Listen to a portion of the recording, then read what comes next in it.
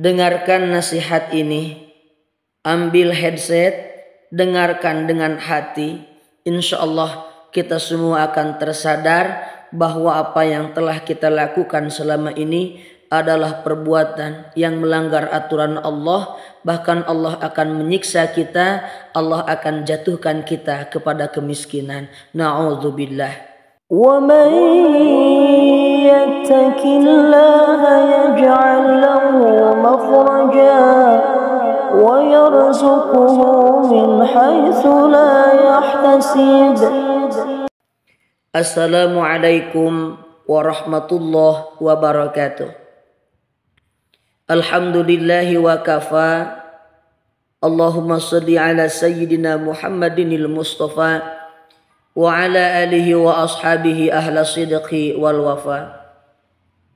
Sahabat fillah yang dirahmati oleh Allah, menyambung silaturahmi adalah kewajiban kita, karena Allah telah memerintahkan kita untuk berakhlakul karimah, memiliki akhlak yang baik, etika yang baik, baik dengan keluarga ataupun dengan kerabat. Allah Subhanahu wa taala berfirman, wa'budullaha wa la tusyriku bihi syai'a wa bil walidaini ihsana wa bidzil qurba. Beribadahlah kepada Allah dan janganlah menyekutukannya. Berbuat baiklah untuk kedua orang tua dan juga kerabat. Maka dalam ayat tersebut Allah mewajibkan kita untuk berbuat baik kepada orang tua dan menyambung silaturahmi dengan kerabat. Tidak sedikit orang yang memutuskan hubungan dengan keluarga karena keluarga yang mulai sakit-sakitan.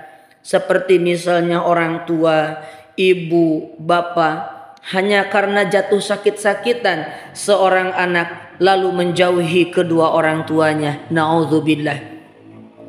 Tidak sedikit pula sahabat yang menjauhi kerabatnya hanya karena kerabatnya jatuh miskin atau kerabatnya meminjam hutang lalu telat mengembalikannya. Terkadang kita egois menjauhi mereka, kita menganggap mereka itu mengingkari janji padahal mereka benar-benar tidak mampu. Hati-hati sahabat, ternyata dengan cara seperti itu kita menjauhi kedua orang tua kita, kerabat kita. Justru itu akan mengundang azab Allah, kita akan dijatuhkan pada kemiskinan.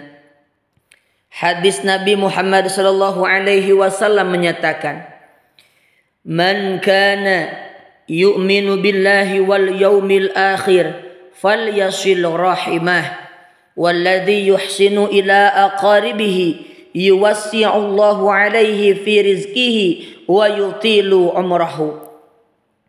Barang siapa yang beriman kepada Allah, barang siapa yang beriman kepada hari akhir, maka sambunglah silaturahmi.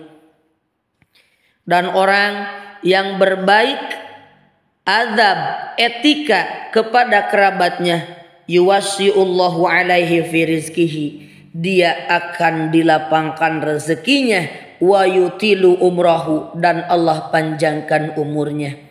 Dari hadis ini kita mempelajari bahwa orang yang menyambung silaturahmi dengan kerabat, dia akan dilimpahkan rezekinya, dilapangkan rezekinya, diberkahkan rezekinya oleh Allah Subhanahu wa taala, dan Allah akan memanjangkan umurnya. Namun sebaliknya, bagi orang yang memutuskan silaturahmi dengan kerabat, maka dia akan dimiskinkan oleh Allah dan umurnya akan dipendekkan.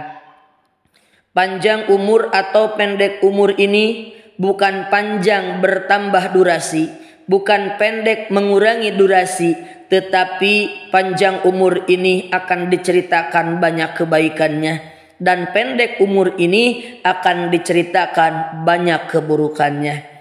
Ancaman Rasulullah bagi orang yang memutus tali silaturahmi telah disabdakan dalam hadisnya. Rasul pernah bersabda, la yadkhulul jannata qati'un Orang yang memutus tali silaturahmi ini tidak akan masuk surga jika ia meninggal sebelum bertobat dan meminta maaf. Bahkan wa yu'ajjilullahu lahu 'uqubatahu fid dunya. Allah akan mempercepat siksanya baginya di dunia. Dari hadis ini kita mempelajari ada dua hal bahaya memutus tali silaturahmi. Yang pertama, orang yang memutus silaturahmi tidak akan masuk surga. Yang kedua, ini adalah siksaan yang paling parah. Dari dunia pun siksa Allah akan diturunkan. Sahabat filah yang dirahmati oleh Allah, berperilaku baiklah, beretikalah, beradablah, baik kepada orang tua ataupun kepada kerabat. Sambung silaturahmi dengan kuat, insya Allah Allah akan limpahkan rezeki kepada kita, dan Allah akan panjangkan umur kita, dan Allah akan masukkan kita ke dalam surga.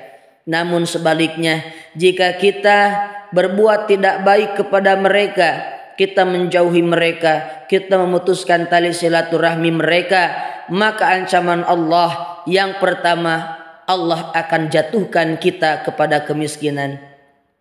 Yang kedua, Allah tidak akan memasukkan kita ke dalam surga. Dan yang ketiga, Allah akan mempercepat memberikan siksanya di dunia. Na'udzubillahi min dzalik. Wallahu a'lam bishawab. Wassalamualaikum warahmatullahi wabarakatuh.